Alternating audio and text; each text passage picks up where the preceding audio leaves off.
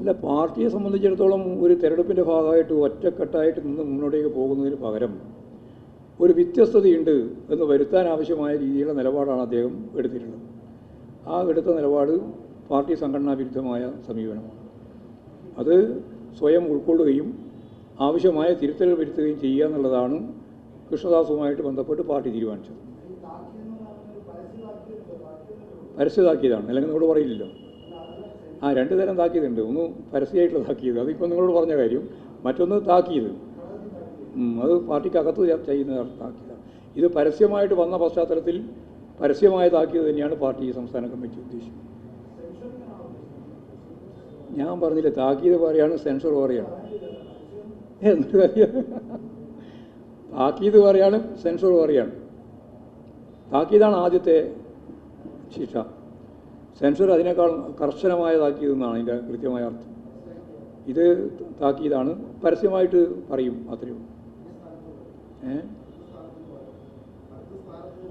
അല്ലല്ല, അടുത്ത് സെൻസറിങ് ആണ്. അതും കൂടി കഴിഞ്ഞിട്ടാണ്, അത് പിന്നെ പരസ്യ സെൻസറിങ് ഉണ്ട്. അതും കഴിഞ്ഞിട്ടാണ് സ്ഥാനങ്ങളിൽ നിന്ന് മാറ്റുക. അതിന് ശേഷമാണ് സസ്പെൻഷൻ, അതിന് ശേഷമാണ് ഡിസ്മിസ്.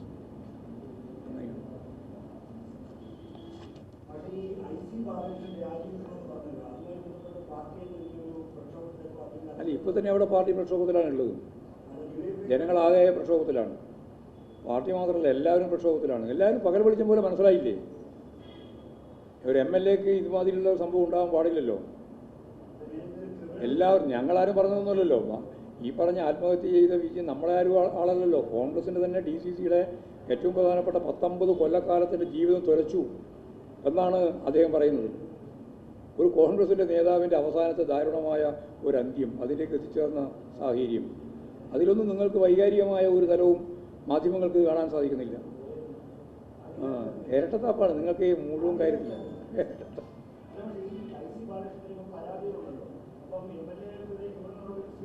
പരിശോധിക്കട്ടെ, അതൊക്കെ പരിശോധിച്ച് വരും.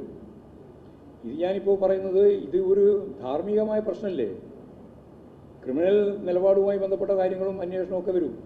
അത് വരാതിരിക്കില്ലല്ലോ. പോലീസ് നീങ്ങും. ഞാണ്ട് പോലീസ് കർശനമായ നിലപാടിലേക്ക് പോകും. അന്വേഷണം നടത്തിക്കൊണ്ട് മുന്നോട്ടേക്ക് പോകും.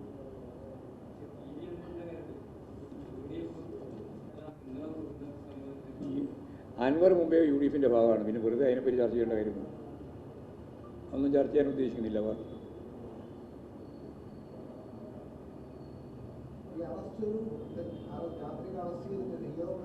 രാത്രി അർദ്ധരാത്രിയിൽ അറസ്റ്റ് ചെയ്ത് അത്ര പാരമ്പര്യമുണ്ട്. സാധാരണ അറസ്റ്റ് ചെയ്യുന്നല്ലേ. ഫോറസ്റ്റ് ഓഫീസ് തല്ലിപ്പൊളിക്കുന്നു എന്ന് വന്നാൽ ആ തല്ലിപ്പൊളിക്കുന്ന നേതൃത്വം കൊടുത്ത ആരായാലും XY അവരുടെ പേര് നടപടി ഉണ്ടാവുമല്ലോ. അതിൻ്റെ പ്രശ്നം നടപടി എടുത്തു, ജാമ്യം കിട്ടി, പുറത്തുണ്ട്. അത്ര തന്നെ. ഞാൻ വന്നിട്ട് അവൻ കാണിച്ചു തരാമെന്ന് പറഞ്ഞു. കാണിച്ചു തരുന്നത് നമുക്ക് നോക്കാം. കാണിച്ചത് ഒരു വീരപരിവേഷമില്ല. ജയിലിൽ പോയതാ വീരപരിവേഷം. അതെന്തിനും സ്വാതന്ത്ര്യ സമരത്തിൻ്റെ ഭാഗമാണ് വീരപരിവേഷം. ഒരു വീരപരിവേഷമില്ല. സാധാരണ പോലെ അറസ്റ്റ് ചെയ്തിരിക്കും. അത്രയും കണ്ടാൽ മതി. പരിവേഷം കിട്ടണമെങ്കിൽ അയാൾ എന്തോ മഹാമേരുവായി നിൽക്കണ്ടേ? അയാൾ അറസ്റ്റ് ചെയ്തു. അതുകൊണ്ടോ കുഴപ്പം? ജയിലിലാക്കി, പിന്നെ കോടതിയിൽ പോയി, ജാമ്യം കിട്ടി. അതിലെന്തെങ്കിലും വലിയ പ്രശ്നം? സാധാരണ പോലെ.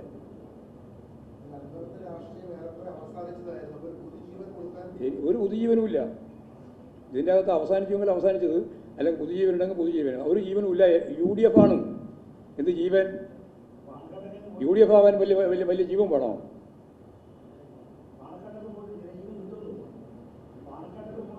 അയാൾ എവിടെ പോകുന്നത് ഞങ്ങൾക്കൊരു പ്രശ്നമുള്ള കാര്യമല്ല. ഞങ്ങൾ വിട്ട കഴിഞ്ഞ കാര്യമാണ്.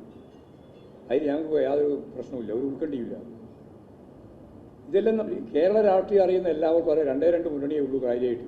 അതൊന്ന് കോൺഗ്രസും ഉൾപ്പെടെയുള്ള UDF ആണ്, മറ്റൊന്ന് LDF ആണ്. ഇതിൻ്റെ അപ്പുറം ഇപ്പുറം കളിക്കാനേ കഴിയുള്ളൂ. അൻവറിനും അതേ കഴിയുള്ളൂ, വേറെ വഴിയൊന്നുമില്ല. അതുകൊണ്ട് അൻവറിനെ ഞങ്ങൾ തള്ളുമ്പോൾ ആദ്യം തന്നെ ഞങ്ങളുടെ മനസ്സിലുണ്ടായ ഇദ്ദേഹം UDFയിലേക്ക് ചേക്കേറുമെന്നാണ്. ഇനി ഇത്രയും മാസം കഴിഞ്ഞിട്ട് നിങ്ങൾക്കത് മനസ്സിലായിട്ടുള്ളൂ എന്ന് മാത്രമേ ഉള്ളൂ.